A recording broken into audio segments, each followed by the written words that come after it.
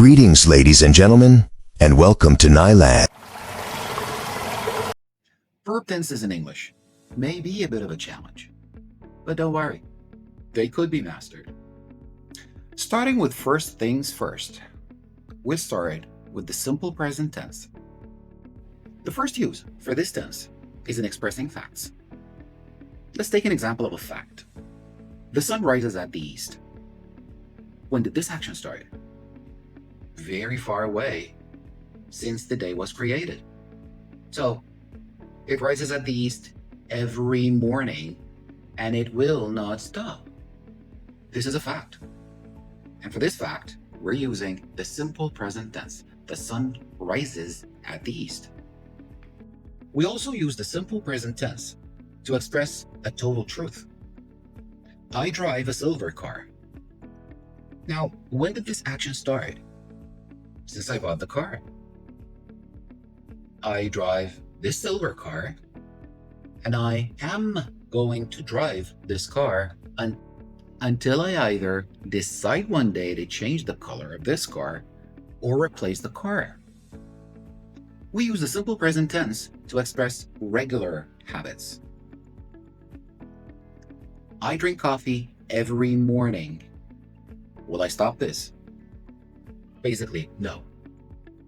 People do not tend to change their habits.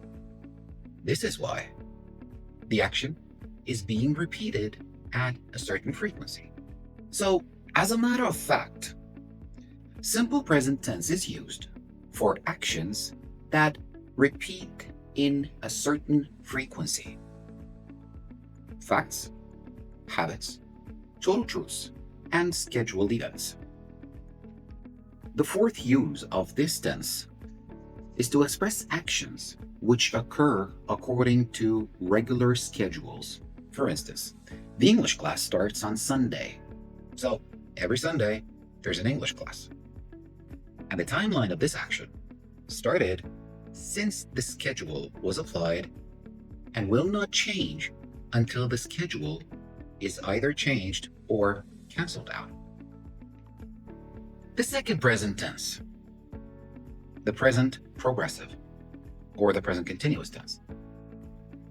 The first use of this tense is to express an action which is taking place at the moment of speech. So, I can say, I'm wearing an orange t-shirt.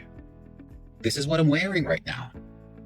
So, I'm speaking of something which you can see, hear, an occurrence which is taking place right now at this very moment of speech.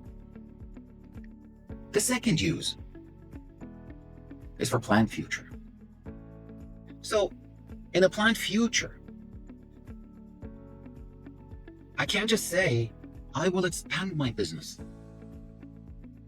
Because simple future tense with will is limited to expressing spontaneous decisions, on-spot decisions, offers, threats.